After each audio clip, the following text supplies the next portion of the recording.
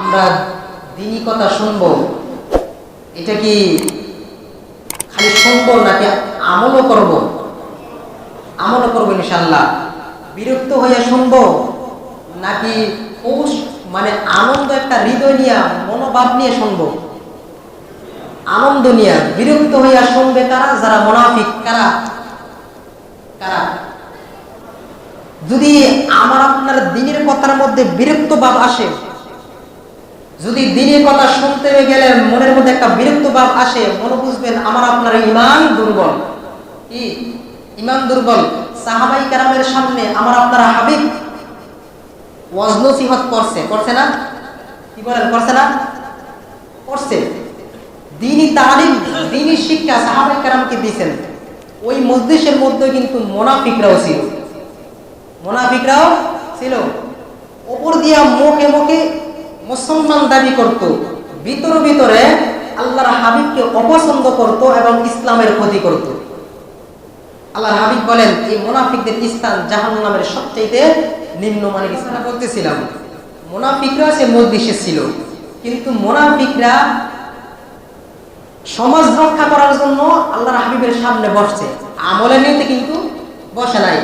কিন্তু সাহাবায়ে কেরাম, প্রকৃত সাহাবী যারা আল্লাহর হাবিবের অনুসরণ যারা করত, তারা কিন্তু আমলের নিয়তেই বসছে। এখন আমরা কি মুনাফিকের চরিত্রবান হব নাকি সাহাবায়ে কেরামের চরিত্রবান হব? ইনশাআল্লাহ সাহাবায়ে কেরামের চরিত্রবান হওয়ার আল্লাহ রাব্বুল আলামিন আমাকে আপনাকে দান করুন। সকলে বলি আমিন। আমাদের মন পেশ তো ইনশাআল্লাহ। এবার একটা হাদিস শুনেন। আল্লাহর হাবিব বলেন মাজলিসু ফিকিহিন খায়রুম মিন ইবাদাতি সিত্তি নাসানা। আল্লাহর হাবিব বলেন দ্বীনি একটা মজলিস 60 বছর নফল ইবাদত চাইতে উত্তম। সুবহানাল্লাহ বলেন। কি 60 বছর? কয় বছর? 60 বছর মজলিস। এই যে এখানে একটা মজলিস, এখানে কোন গান বাদ্য হবে? মুমতাজাইয়া গান গাইবো? নাকি এখানে যা কথা হবে আল্লাহ তার রাসূলের গুণগান হবে? কথা বলেন ঠিক কিনা? এই মজলিসটার কেমন দাম আগেও বলছি, আপনারা জানেন, এখনো বলি। এই দিনই একটা মজলিস যখন হয়, প্রত্যেকটা মজলিসের এই চারপাশ দিয়ে আল্লাহর রহমতের ফেরেশতারা বেষ্টন করে। সুবহানাল্লাহ। একজনের কাঁধে আরেকজন উঠতে উঠতে আরশে আজিম পর্যন্ত চলে যায়। কোথায় যায়? আরশে আজিম। আরশে আজিম পর্যন্ত চলে যায়। আল্লাহ রাব্বুল আলামিন তো সবকিছু জানেন এবং দেখেন। তারপর জিজ্ঞাসা করতেছে যে তোমরা কোথায় থেকে আসছো? তখন ওই ফেরেশতারা বলতেছে মালিক, দুনিয়ার জমিনে এমন একটা মজলিস দেখাইছি আমরা, যে মজলিসের মধ্যে তোমার গুণগান গাওয়া হইতেছে।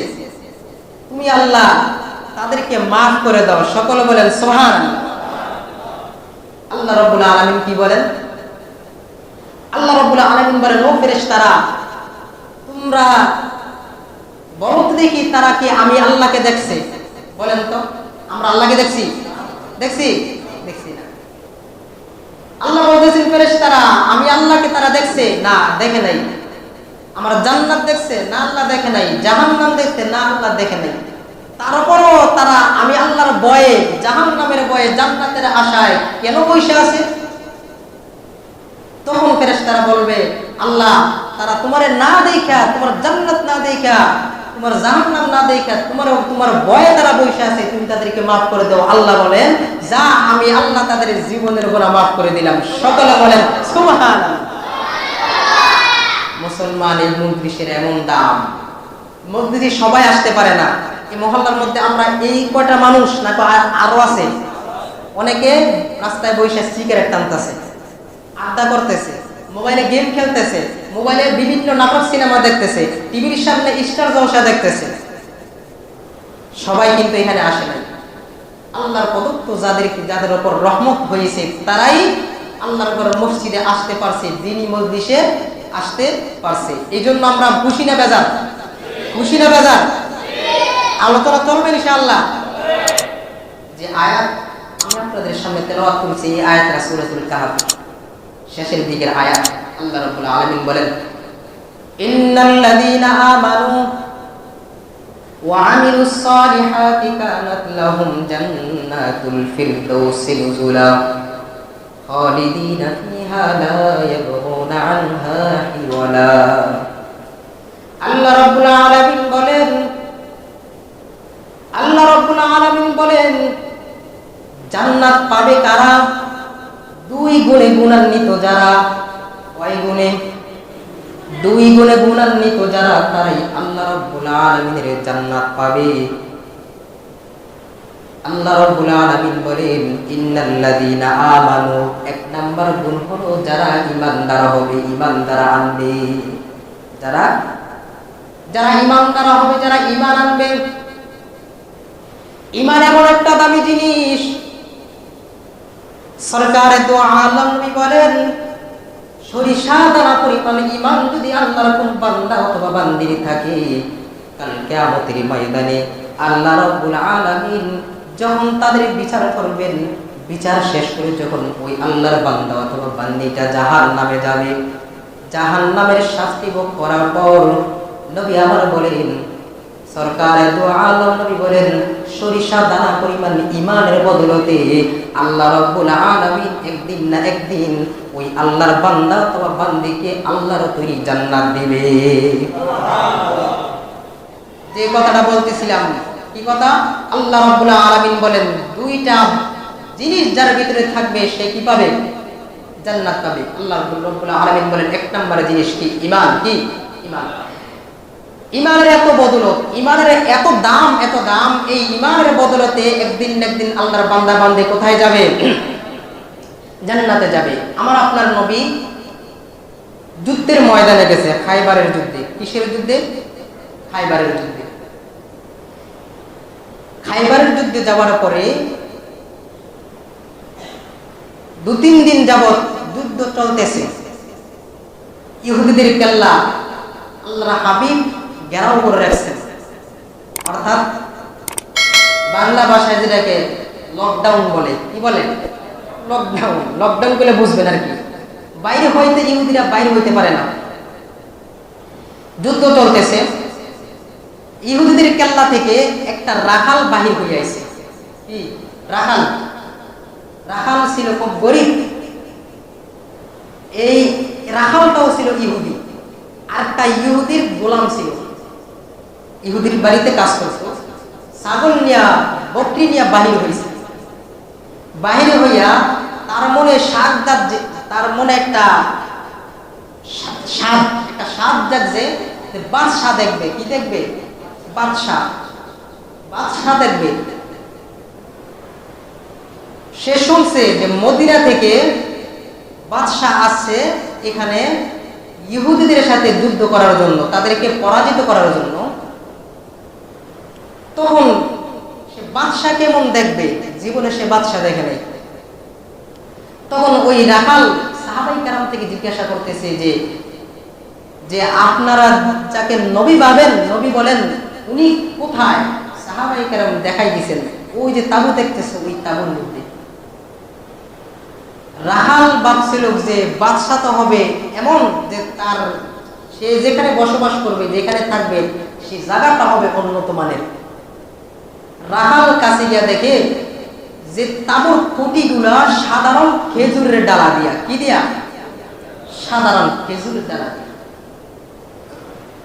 ভিতরে প্রবেশ করতেই দেখে আমার আপনার নবী খেজুর পাতার বিছানার মধ্যে বসে আছে। সুবহানাল্লাহ। এ মুসলমান, সরকারে দো আলম খেজুর পাতার বিছানার মধ্যে বসে আছে। কিসের মধ্যে? খেজুর পাতার বিছানার মধ্যে বসে আছে।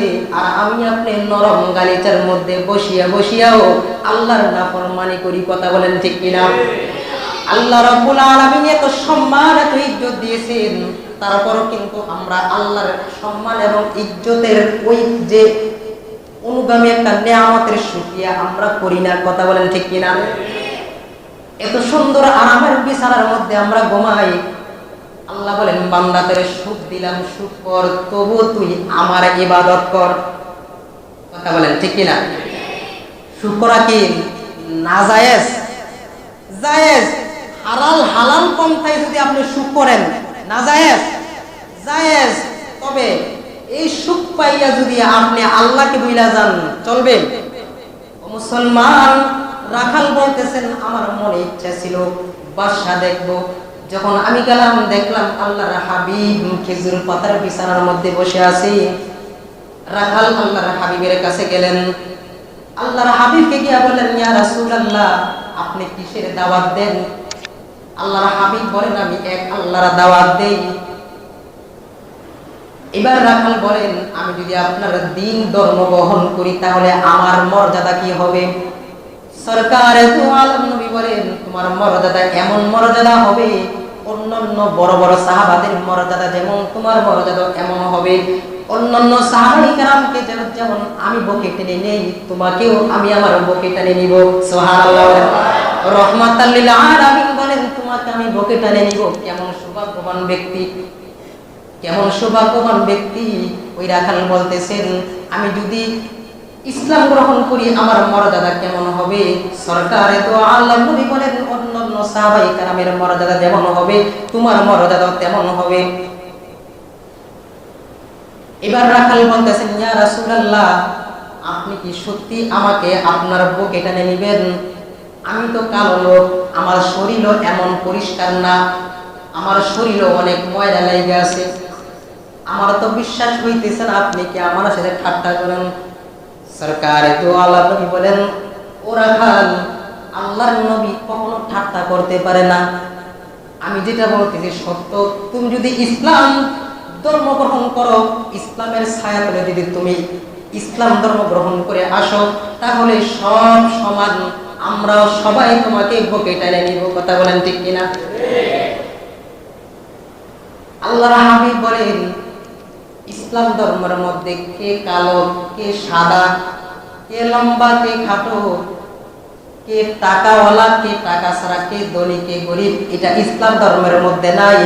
ইসলাম ধর্ম যারা গ্রহণ করবে তারা সবাই সমান, এবং আল্লাহ রাব্বুল আলামিনের কাছে ওই ব্যক্তিটাই বেশি প্রিয় যার ভিতরে তাকওয়া যত বেশি থাকবে। সুবহানাল্লাহ। এই জন্য লোক তাকওয়াওয়ালা যদিও লোক আপনি হতে পারেন, আল্লাহর কাছে আপনি বেশি প্রিয় হবেন। আপনি খুব লম্বা চূড়া, খুব সুন্দর স্মার্ট দেহর অধিকারী, কিন্তু আপনার ভিতরে তাকওয়া নাই, আপনি আল্লাহর প্রেমিক হতে পারেন নাই, নবীর প্রেমিক আপনি হতে পারেন নাই। আপনি খুব বড় বক্তা, খুব ওয়াজিন, খুব ওয়াজ করেন, কিন্তু আপনার ভিতরে তাকওয়া নাই, আপনি আল্লাহর রাসূলের প্রেমিক হতে পারেন নাই। সাধারণ দিন মজুরি, দিনে আনে দিনে খায়, কিন্তু ভিতরে তাকওয়া রয়েছে, আল্লাহকে মানে, আল্লাহর হাবিবকে মানে, আল্লাহকে ভয় করে, গুনাহ করে না, 5 ওয়াক্ত নামাজ পড়ে। এই লোকটাও ওই আলেমের চাইতেও বেশি দামি যে আলেমটা আল্লাহকে ভয় করে না, তাকওয়া তার ভিতরে নাই। কথা বলেন ঠিক কিনা? এই জন্য সরকার দু আলম নবী বলেন, ও রাখাল, ইসলাম ধর্মের মধ্যে কে বড়, কে খাটো, কে ছোট, কে ধনী, কে কালো, কে ফর্সা, আল্লাহ রাব্বুল আলামিনের কাছে তার কোনো মূল্য নাই। আল্লাহর কাছে মূল্য হলো তাকওয়া। সুবহানাল্লাহ। তখন ওই রাখাল ইসলাম ধর্ম গ্রহণ করে ফেললেন। আশহাদু আল্লা ইলাহা ইল্লাল্লাহ ওয়া আশহাদু আন্না মুহাম্মাদান আবদুহু ওয়া রাসূলুহু। ও মুসলমান, রাখাল এবার ইসলাম ধর্ম গ্রহণ করে ফেললেন। রাখাল বলতেছেন, ইয়া রাসূলুল্লাহ, আমি তো ইসলাম ধর্ম গ্রহণ করলাম, এখন আমার কাজ কি? এখন আমাকে কি কাজ দিবেন বলেন, আমি সেটাই করব। সরকার তো আলম বলেন, ও রাখাল, এমন একটা সময় তুমি ইসলাম গ্রহণ করেছো যে সময় কোনো নামাজের সময়ও হয় নাই যে তোমাকে নামাজ পড়তে বলবো, রোজার সময়ও হয় নাই, রমজান মাস না যে তোমাকে রমজানের রোজা রাখতে বলবো, এখনো হজ ফরজ হয় নাই যে তোমাকে হজ করতে বলবো। ও রাখাল, এখন একটা আমল চলতেছে যে আমলটার নাম হলো জিহাদ। কি জিহাদ? তুমি সাহাবায়ে কেরামের সাথে যাও, ওইখানে গিয়ে তুমি জিহাদ করো, আল্লাহর রাস্তায় তুমি জিহাদ করো। সরকার দু আলম নবী বলেন, তুমি যদি জিহাদ করতে পারো তাহলে আল্লাহর প্রিয় তুমি হতে পারবা। রাখাল ডেকে বলে, ইয়া রাসূলুল্লাহ, ওই জিহাদের ময়দানে যদি আমি মরে যাই আমার স্থান কোথায় হবে? আপনারা বলেন কোথায় হবে? কোথায় হবে? জান্নাতে হবে। একটা শহীদের মর্যাদা এমন, একটা শহীদের মর্যাদা এমন হাসরের ময়দানে শহীদদেরকে আল্লাহ রাব্বুল আলামিন রক্ত মাখা শরীর নিয়ে শহীদরা আল্লাহর দরবারে উঠবে। এই জন্য যারা প্রকৃতপক্ষে শহীদ, যারা আল্লাহর জন্য, দ্বীনের জন্য, আল্লাহর রাসূলের জন্য যাদের জীবনটাকে বিলাই দিয়েছে, ওই সমস্ত লোকগুলা রক্ত মাখা শরীর নিয়ে হাসরের ময়দানে উঠবে। আল্লাহ রাব্বুল আলামিন বলবেন, বান্দা, আমার জন্য, আমার দ্বীনের জন্য তুমি শহীদ হয়েছো, আমার নবীর জন্য তুমি জীবন ত্যাগ করেছো, যাও তোমাদেরকে maaf করে দিলাম। সুবহানাল্লাহ। সরকার দু আলম নবী বলেন, হাসরের ময়দানে শহীদরা জান্নাতে যাবে। ছেলেটার নাম ছিল হারেস। কি নাম? হারেস। এই সাহাবীটা খুব ছোট ছিল, তার তরবারিটা যত বড়, ওই হারেস সাহাবীটাও তত বড়। অল্প বয়স, বয়স কি অল্প বয়স, যুদ্ধের ময়দানে যাওয়ার জন্য সাহাবায়ে কেরামকে আল্লাহর হাবিব বাঁচতেছিল। এবার এই হারেস সাহাবীটা বলেন, ইয়া রাসূলুল্লাহ, আমি যুদ্ধের ময়দানে যাব। বয়স কত? অল্প। একটা তরবারি যতটুকু অতটুকু ওসা। ইয়া রাসূলুল্লাহ, আমি জিহাদে যাব। কোথায় যাব? জিহাদে যাব। নবী বলেন, না, বসো। আবার লাফ মেরে গেছে, ইয়া রাসূলুল্লাহ, আমি জিহাদে যাব। আল্লাহর হাবিব দেখতেছেন তার ভিতরের মধ্যে ঈমানের যে একটা পাওয়ার, ঈমানের যে একটা তেজ তার ভিতরে জায়গা উঠছে, তাকে হাজারবার বয়লো, হাজারবার উঠে যাইব। কোথায় যাওয়ার জন্য? জিহাদে যাওয়ার জন্য।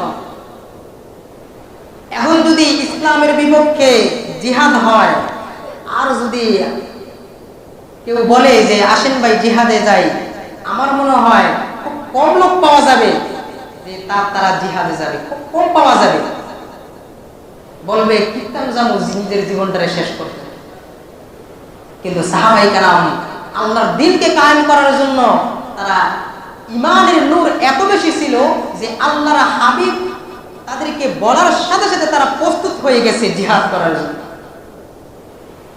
এই জন্যই তো তারা কি এমন প্রিয়, যাদের ব্যাপারে আল্লাহ বলেন রাদিয়াল্লাহু তাআলা আনহু।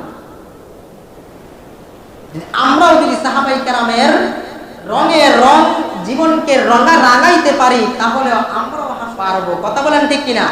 আমরা জান্নাতে যেতে চাই না? শহীদের নিজে আমরা শহীদ হইতে চাই না? আল্লাহর হাবিব বলেন, যার ভিতরে শহীদি তামান্না না থাকবে সে মুসলমান না। শহীদি তামান্না থাকতে হবে, শহীদি ইচ্ছা থাকতে হবে। আমার মনে ইচ্ছা, আমার মনে চায় আমার এই জীবনকে আমি হাজার বড় আল্লাহর রাস্তায় বিলাই দেই। কথা বলেন ঠিক কিনা? আপনাদের চায় না? যদি চায় তাহলে বুঝবেন ঈমানের নূর ভিতরে আছে, আর যদি না চায় মনে বুঝবেন ঈমানের নূর নাই, তাহলে তাড়াতাড়ি ঈমানের নূর ভিতরে ঢুকাতে হবে। কথা বলেন ঠিক কিনা? সরকারে দু আলম নবী বলেন, তুমি বসো। সাহাবী আবার দাঁড়িয়ে যায়। সরকারে দু আলম নবী দেখেন তার ভিতরে ঈমানের নূর, তাকওয়া বেশি, ঈমানের নূর বেশি। এবার আল্লাহর হাবিব চুপ রইলেন। কি রইলেন? চুপ রইলেন। আরেক সাহাবী পিছন থেকে বলতেছে, বস বস। নবী যখন চুপ রইছে, তখন জিহাদে যাওয়ার মত আছে, বসে না। জিহাদের ময়দানে গেলেন। ওই সাহাবী যুদ্ধ করতেছে, যুদ্ধ করতে করতে এক পর্যায়ে ছোট মানুষ তো ওই তরবারি, নিজের তরবারির আঘাতে নিজের উপর আইসা পড়ছে। তরবারি যে ঘুরাইতেছে, বড় তরবারি তো, আমি যত বড়, আমার লাঠিটা যদি এত বড় হয়, এটা সামলাইতে একটু কষ্ট হয়ে যাবে, কিন্তু ছোট হইলে সামলাইতে সহজ। কথা বলেন ঠিক কিনা? সাহাবী যত বড়, তার তরবারিটা তত বড়, এই জন্য তার সামলাইতে একটু কষ্ট হয়ে গেছে, যার কারণে নিজের তরবারির আঘাতটা নিজের পায়ে লাগছে, লাইগা পায়ের রক্তক্ষরণ হইয়া সাহাবীটা কি শহীদ হয়ে গেছে। সাহাবীটা কি শহীদ হয়ে গেছে। এবার দলে দলে লোকেরা জিহাদের ময়দান থেকে কেউ শহীদ হইছে, কেউ গাজী হইয়া ফিরতেছে। সকল শহীদ সাহাবা, অর্থাৎ যারা যুদ্ধের ময়দানে গেছে, তাদের আত্মীয় স্বজনেরা রাস্তায় তাদেরকে আগায় নেওয়ার জন্য সিরিয়াল দিয়ে খাড়া হয়ে আছে। ওই মহিলাটা, যেই মহিলাটা আল্লাহর রাসূলের দরবারে সন্তানকে পাঠাইছিল, ওই মহিলাটাও কি দাঁড়াই আছে। এবার সাহাবায়ে কেরাম থেকে জিজ্ঞাসা করতেছে যে আমার ছেলে যে যুদ্ধের ময়দানে গেছে, আমার ছেলে কোথায়? এক সাহাবী বলতেছে তোমার ছেলে তো যুদ্ধের ময়দানে শহীদ হয়ে গেছে। আরেক সাহাবী বলতেছে না না না, শহীদ হয় নাই, তোমার ছেলে তো তার তরবারির আঘাতে সে মরছে, সে তো আত্মহত্যা করছে, সে তো শহীদ হয়নি।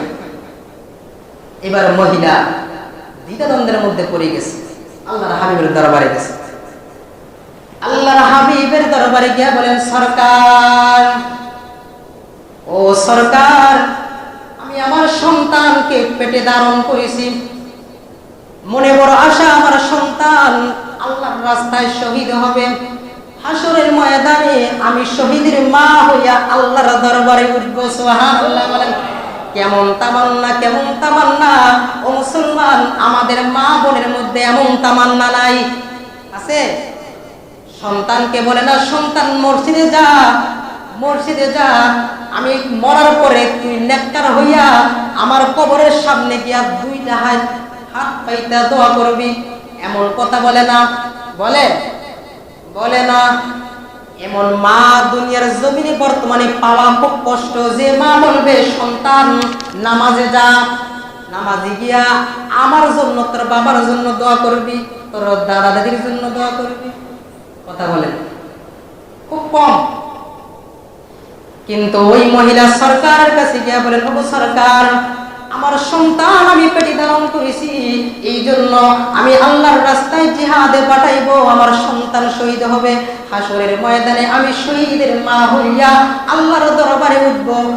ইয়া রাসূলুল্লাহ, আমার সন্তান কি শহীদ হইছে নাকি নিজে আত্মহত্যা হইয়া কইরা মারা গেছে, একটু বলেন। সরকারে দু আলম নয় বলেন, মারে তোমার সন্তান আত্মহত্যা করে নাই, তার ভিতরে ঈমানের নূর এত বেশি ছিল, এত বেশি ছিল, যার কারণে তার তরবারি তার পায়ের মধ্যে লাগা সে দুনিয়ার থেকে বিদায় হইছে ঠিক, কিন্তু শাহাদাতের মর্যাদা সে লাভ করছে। সুবহানাল্লাহ। শুধু তাই নয়, জান্নাতুল ফেরদাউসের মধ্যে কয়েকটা জান্নাত নিয়ে সে বসে আছে। সুবহানাল্লাহ বলেন। এবার মহিলা খুশি, এবার মহিলা কি খুশি, শহীদের মা হইয়া হাসরের ময়দানে উঠবে। ও মুসলমান, শহীদ হইয়া যদি হাসরের ময়দানে উঠা যায়, আল্লাহর কাছে মাপ পাওয়া যাবে। এই জন্য প্রত্যেকটা সাহাবী, প্রত্যেকটা আল্লাহর ওয়ালি, এমনকি আমার আপনার নবীও শহীদের তামান্না, শহীদ হওয়ার জন্য আল্লাহর দরবারে দোয়া করছে, আল্লাহর দরবারে দোয়া করছে। এই জন্য আমাদেরকে দোয়া করা দরকার, আল্লাহ তুমি আমাদেরকে শহীদি মরণ দান করো। কিসের কি মরণ? কি মরণ? শহীদি মরণ। সব সময় আল্লাহ রাব্বুল আলামিনের কাছে শাহাদাতের তামান্না করা। হযরত আবু বকর করছেন, ওমর করছেন, ওসমান করছেন, আলী করছেন, প্রত্যেকটা সাহাবী করছেন। এজন্য আমাদের করা দরকার আছে। সাহাবী বলতেছেন, ইয়া রাসূলুল্লাহ, আমি যদি এখন যুদ্ধের ময়দানে মারা যাই, আমার ঠিকানা কোথায় হবে? রাসূল বলেন, জান্নাতে। এবার রাখাল কোথায় গেল? কোথায় গেল রাখাল? যুদ্ধের ময়দানে গেল। যুদ্ধের ময়দানে গিয়া জিহাদ করতে করতে বিরোধী পক্ষের সাথে এক সময় দেখা যায় সাহাবী শাহাদাত বরণ করছে। কি করছে? শাহাদাত বরণ করছে। এবার সকল সাহাবী যুদ্ধের পরে ওই রাখালের লাশকে ঘেরাও করে দাঁড়ায় আছে। আল্লাহর হাবিব গেছেন, গিয়া বলতেছেন যে এই সাহাবীটা জান্নাতি। সুবহানাল্লাহ বলেন। এটা এমন একটা সাহাবী যে জীবনে এক ওয়াক্ত নামাজও পড়ে নাই, একটা রোজাও রাখে নাই, হজও করে নাই, তারপর সে জান্নাতি। কেন? কেন? সে ঈমান গ্রহণ করছে, ইসলাম গ্রহণ করছে, ঈমান তার ভিতরে আছে, এই জন্য সে কোথায় যাবে? জান্নাতে যাবে। ঈমানের দরকার আসেনি? আসেনি? আমরা তো বৈশা ঈমান পাইছি, ঈমানের মূল্য বুঝি না, ঈমান যেখানে সেখানে বিলাই দেই। বাবার কাছে চাই, ঈমান চলে গেছে, কেউ ফিরে না খালি হাতে খাজা বাবার দরবারে। ঈমান আছে না গেছে? বুঝতে পারছেন না? আমি আপনি যদি বলি কেউ ফিরে না খালি হাতে খাজা বাবার দরবার থেকে, ঈমান আছে না গেছে? ঈমানটা পুরাটাই গেছে। খাজা বাবার দেওয়ার কোনো ক্ষমতা নাই, ক্ষমতা কার? এ মুসলমান, ক্ষমতা কার? এই জন্য সদা সর্বদা অবস্থায় চাইতে হবে কার কাছে? আল্লাহর কাছে চাইতে হবে। দুনিয়ার কোন পীরের কাছে, ওয়ালির কাছে চাইলে ঈমান থাকবে? ফিরবে না। এই জন্য যদি কেউ বলে কেউ ফিরে না খালি হাতে খাজা বাবার দরবারে, এই কথা যে বলবে তারও ঈমান গেছে, যারা বিশ্বাস করবে তারাও ঈমান গেছে, যে বলবে হ্যাঁ তারও ঈমান চলে গেছে। তওবা করে সাথে সাথে মুসলমান হইয়া আল্লাহর দরবারে মাপ চাইতে চাইয়া আবার পুনরায় কি করতে হবে? ঈমান আনতে হবে। আল্লাহর ওলিকে ভালোবাসেন, মহব্বত করেন, এটা একটা মুসলমানের দায়িত্ব। কথা বলেন ঠিক কিনা? এই জন্য মহব্বত করতে করতে এমন পর্যায়ে নিবেন না যে পর্যায়ে আমার নবী নেওয়া যাবে, এমন পর্যায়ে নিবেন না যে পর্যায়ে আমার আল্লাহ নেওয়া যাবে, এমন পর্যায়ে নেওয়া যাবে না যে পর্যায়ে আল্লাহর রাসূলের সাহাবায়ে কেরাম। প্রত্যেকটা স্তর আছে, কি আছে? স্তর আছে। বুঝাইতে পারছি কিনা? সাহাবায়ে কেরামের মর্যাদা আল্লাহর নবীর সমান না, নবীর মর্যাদা আল্লাহর সমান না, আবার আল্লাহর ওলিদের মর্যাদা সাহাবায়ে কেরামের সমান না, আম পাবলিকের মর্যাদা আল্লাহর ওলিদের সমান না। আল্লাহর ওলিদের মাজারে যাবেন, জিয়ারত করবেন, এটা সুন্নাত। ওইখানে গিয়া কিছু দিক আনতে না, তাদের উসিলা দিয়ে আল্লাহর কাছে চাইবেন। হতে পারে তাদের উসিলায় আল্লাহ আপনাকে দিতে পারে, যদি ওই ব্যক্তির নেককার হয়ে থাকে, এটা ওনার লাভ, আমাদের কোনো ফায়দা নাই। যদি নেককার হয়ে থাকে, আল্লাহ অমুকের উসিলা তুমি আমার দোয়াটা কবুল করো, অমুকের উসিলা আমাকে মাফ করো, হতে পারে আল্লাহ মাফ করতে পারে। কি বলেন ঠিক কিনা? এই জন্য বলি, যদি অমুক বাবা আমারে তুমি একটা সন্তান দাও, চলবে? মাজারে সেজদা চলবে? যেটা সেটা ঈমান বিক্রি করা চলবে না। ঈমানের এরকম দাম, নবী বলেন ঈমান নিয়ে মরতে পারলে একদিন না একদিন কোথায় যাবে? জান্নাতে যাবে। এই জন্য সাবধান ভাই, ঈমান অবস্থা সবসময় থাকতে হবে। এমন কোন কাজ করা যাবে না, এমন কোন শিরিক করা যাবে না, এমন কোন কথাও বলা যাবে না যে কথাটা শিরিক হবে, যে কাজটা শিরিক হবে। কথা বলেন ঠিক কিনা? রাগ করতেছেন? আয়াতটা কি বলছিলাম? ইন্নাল্লাযীনা আমানু, এক নাম্বার কি? জান্নাতে যাওয়ার জন্য শর্ত কয়টা বলছিলাম? দুইটা। এক নাম্বার কি? ঈমান। দুই নাম্বার কি? আমলে সলেহা। কি? আমলে সলেহা। রাগ করতেছেন? বিরক্ত হইতেছেন? যাওয়ার জন্য কয়টা শর্ত বলছিলাম? আল্লাহ রাব্বুল আলামিন বলেন দুইটা কাজ, দুইটা শর্ত, দুইটা শর্ত দর, দুইটা শর্ত যারা পালন করতে পারবে তারা কোথায় যাবে? জান্নাতে। এক নম্বরে ঈমান গ্রহণ করতে হবে, ঈমান থাকতে হবে। ঈমান থাকার পরে দুই নম্বরের জিনিস কি? আমলে সলেহা। যদি এটা করতে পারেন, আমলে সলেহা কি বলবো, আগে বলি এটা করতে পারলে কি হয়। আল্লাহ বলেন ইন্নাল্লাযীনা আমানু ওয়া আমিলুস সলিহাতি কানাত লাহুম জান্নাতুল ফিরদাউসি নুজুলা। আল্লাহ রাব্বুল আলামিন বলেন যারা ঈমান আনবে, আমলে সলেহা করবে, তাদের অভ্যর্থনা জানানোর জন্য, তাদের স্বাগতম জানানোর জন্য, তাদেরকে আপ্যায়ন করার জন্য আমি রব্বুল আলামিন জান্নাতুল ফিরদাউস রেখে দিয়েছি। সুবহানাল্লাহ বলেন। কি রাখছে? কি রাখছে? জান্নাতুল ফিরদাউস রাখছে। সর্বোত্তম জান্নাত জান্নাতুল ফিরদাউস। আমরা যাইতে চাই কিনা? আল্লাহ বলেন খালিদিনা ফিহা লা ইয়াবগুনা আনহা হিওয়ালা। ওই জান্নাতে যারা একবার যাবে জীবনে আর বাইরে হইতে চাইবে না। এ মুসলমান, জান্নাতে যারা যাইবে তারা কখনো বাইরে হইতে চাইবে না, তাদেরকে কখনো বাইরে করাও হবে না। কার কথা? আল্লাহর কথা। খালিদিনা ফিহা আবাদা, সদা সর্বদা অবস্থায় তারা জান্নাতে থাকবে। এই জন্যই তো আল্লাহ রাব্বুল আলামিন বলেন দুইটা শর্ত, দুইটা কাজ করো, আমি তার বিনিময়ে কি দিব? জান্নাতুল ফিরদাউস দিব। এক নাম্বার জিনিস কি? ঈমান। এক নাম্বার কি? ঈমান। এই জন্য প্রথমে ঈমানের কিছু কথা বললাম। ঈমান আমার আপনার ভিতরে থাকতে হবে। যদি ঈমানই না থাকে, আমল করে লাভ হবে? ঈমান না থাকলে আমল করে লাভ হবে? আমি যদি বলি আমি আল্লাহকে মানি না, 1000 রাকাত নামাজ পড়ি, লাভ হবে? আমি যদি বলি আমার নবীকে মানি না, 1000 রাকাত নামাজ পড়লে লাভ হবে? না, লাভ হবে না। ঈমানের যতগুলো বিষয় রয়েছে, প্রত্যেকটা বিষয়ে যখন আমি আপনি মনে তার উপর আমল করব, তাহলে আল্লাহ রাব্বুল আলামিন ওই আমলটা গ্রহণ করবেন। কথা বলেন ঠিক কিনা? দুই নাম্বার আমলে সলেহা। আমলে সলেহা কি? আমলে সলেহা যত ভালো কাজ রয়েছে, যত ভালো ভালো কাজ রয়েছে, নামাজ রয়েছে, কি রয়েছে, মেয়েরাজে গেছেন আল্লাহ রাব্বুল আলামিন 1-2 রাকাত 1-2 ওয়াক্ত না 50 ওয়াক্ত নামাজ দিয়েছে। কয় ওয়াক্ত?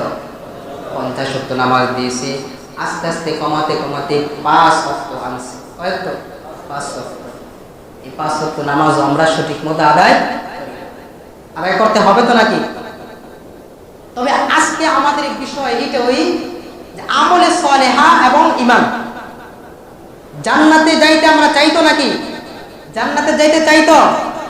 এই জন্য 2টা কাজ আমাদের লাগবে। এটাকে আমি বলতেছি নাকি আল্লাহর কোরআন বলতেছে? আল্লাহর কোরআন বলতেছে মানে আল্লাহ স্বয়ং বলতেছেন যে আমলে সালেহা, ভালো কাজ, ভালো কাজের মধ্যে নামাজ, ভালো কাজের মধ্যে রোজা, ভালো কাজের মধ্যে হজ, ভালো কাজের মধ্যে সত্য কথা, যত রকমের ভালো কাজ আছে এগুলো আমাদের ধরতে হবে। পরের হক মাইরা খাওয়া যাবে না। কি বলেন? পরের হক মাইরা খাওয়া চলবে? আমার আপনার নবীও 1 টাকা ঋণ রেখা পাওনা রেখা আল্লাহর হাবিব রওজা মোবারকে ঘুমান না। 1 টাকার ঋণ রেখা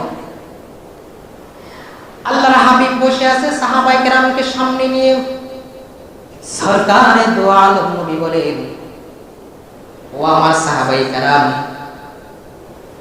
এই দুনিয়া ক্ষণস্থায়ী জিন্দেগি, দুনিয়ার জমিনে আমি বেশি দিন থাকবো না।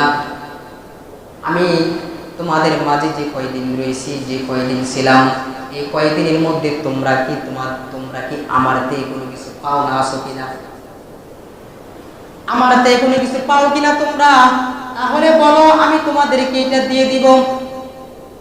সরকারে দো আলম, তামাম দুনিয়ার, তামাম বিশ্বের নবী, যার খাতিরে আল্লাহ রাব্বুল আলামিন তামাম দুনিয়া বানাইলেন, ওই নবীও 1 টাকা রাইখা দুনিয়ার জমিন থেকে বিদায় হয় নাই। সাহাবায়ে কেরামকে বলতেছেন, ও সাহাবীরা, আমার থেকে কোনো ঋণ পাও কিনা, টাকা পাও কিনা? যদি পাও তাহলে বলো, আমি নবী তোমাদেরকে দিয়ে দিব। এক সাহাবী বলেন, ইয়া রাসূলুল্লাহ, আমি আপনার থেকে এত টাকা পাই। কিভাবে? ইয়া রাসূলুল্লাহ, একটা ভিক্ষুক আসলো, ওই ভিক্ষুকটা আপনি খালি হাতে ফিরবেন না, এই জন্য আমার থেকে কিছু দিরহাম নিয়ে আপনি দিয়েছিলেন, ওই দিরহামগুলো আমি পাই। আল্লাহর হাবিব বলে ডাকতে বলতেছেন, ওই সাহাবীর পাওনাটা মিটাই দেওয়া হলো। এবার আল্লাহর হাবিব বলেন, আর কিছু পাও কিনা? অমনি এক সাহাবী ডাকতে বলেন, ইয়া রাসূলুল্লাহ, ও নবীজি, আপনি একদিন আমাকে ছুরি দিয়ে আঘাত করছেন। কি দিয়া? ছুরি, বেতের আঘাত। ইয়া রাসূলুল্লাহ, বেতের আঘাত করছিলেন একদিন আমাকে। এবার আল্লাহর নবী বলেন, কিভাবে একটু বুঝাইবা?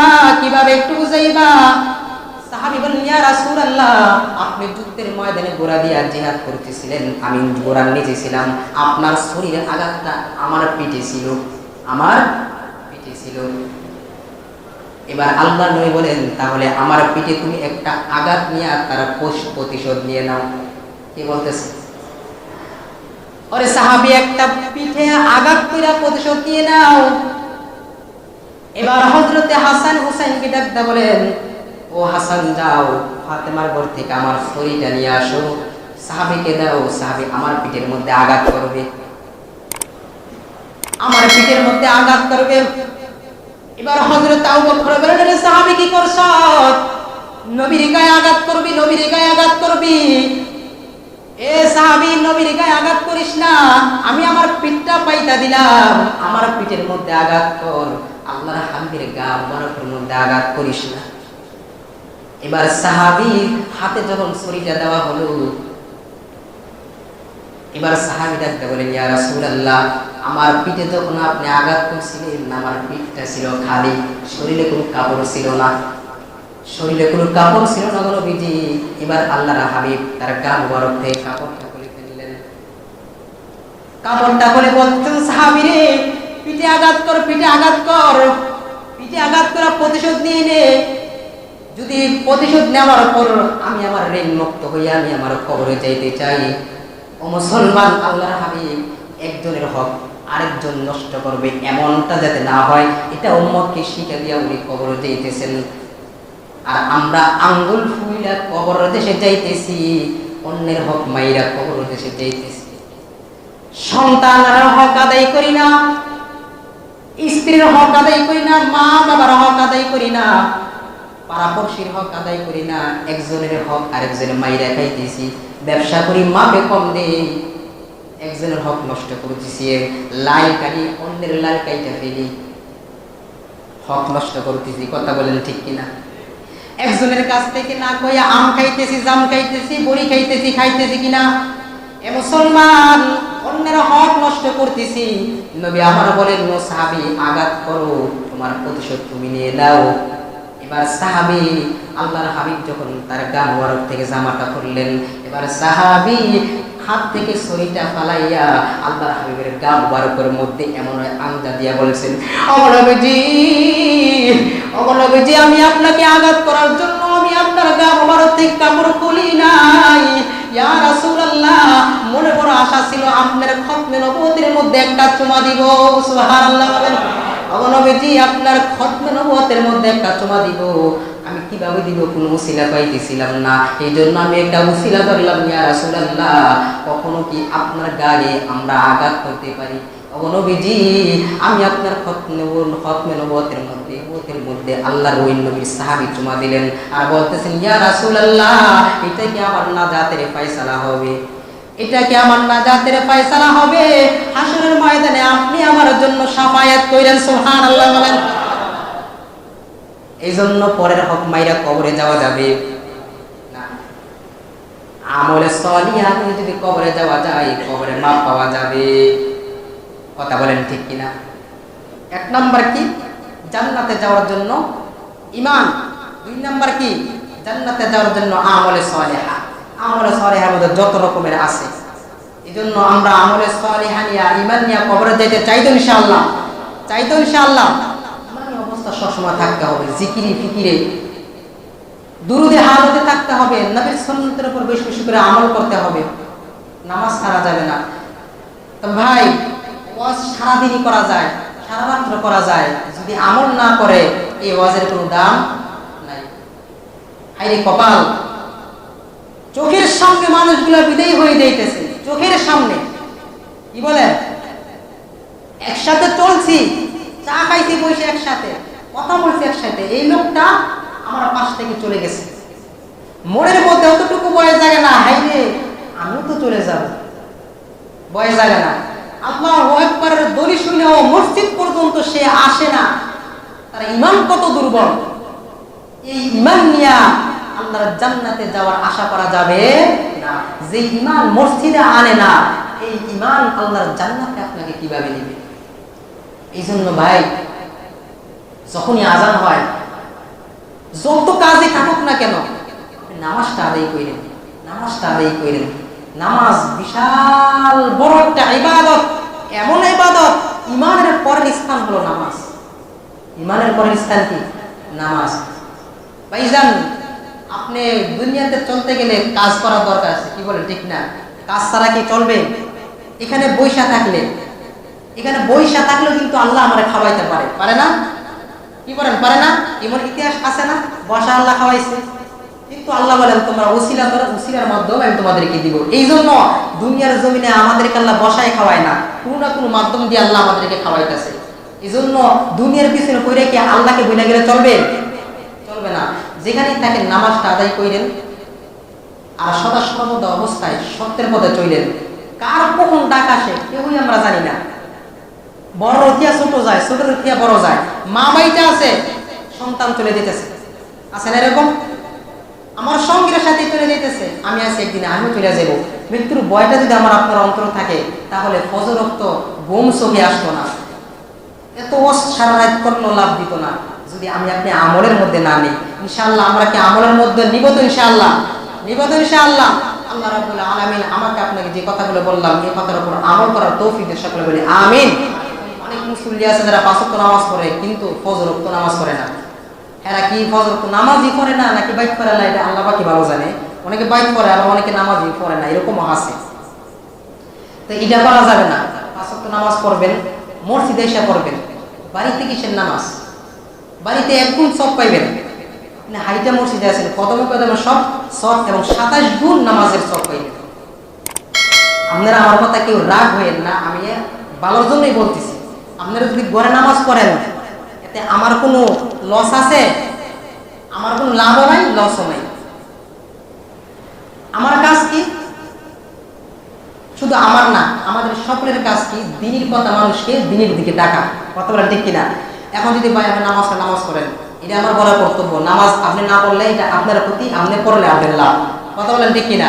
এই জন্য আমার একটা অনুরোধ রইল, নামাজ ফজর নামাজটা মসজিদে এসে পড়বেন এবং ফজর নামাজের মধ্যে আগে উঠার চেষ্টা করবেন। মোবাইল আছে, মোবাইলে অ্যালার্ম দেওয়া লাগবে। চতুর্দিকে আজান হইতেছে, শয়তান আমাদের সাথে থাকবে, স্বাভাবিক। শয়তানের কাজ যদি এটা, আমাদের কিভাবে জাহান্নামে নিব? শয়তানের কাজ কি? এটা ওই শের তার পেশাই এইটা, আর কোনো কাজ নাই। হ্যাঁ, একটা টিকিট লয়ে আল্লাহর কাছ থেকে আইছে, কিভাবে আমাদেরকে জাহান্নামে নিব? এই জন্য শয়তানের পথে চলা যাবে না। যখন দেখবেন চোখটা একটু হয়, লাইগাইতেছে, তখন চোখটাকে মোড় দিয়া লা হাওলা ওয়ালা কুওয়াতা ইল্লা বিল্লাহিল আলিয়্যিল আযীম কইরা দেখবেন লাভ উঠে যাবেন গা। শয়তানের গোমা হরমোনাস কার বলাইলাম দেউ দিব। এবার শয়তানকে কাছে টানবেন না, শয়তানকে বাগাইবেন। এবার দেখা যাবে আজকে ফজর নামাজের মধ্যে কেডা কেডা শয়তানকে বাগান। আমিন। আমাকে আপনাকে যে কথাগুলো বললাম, এই কথার উপর আমল করার তৌফিক দেন সকলে বলি আমিন। সুম্মা আমিন।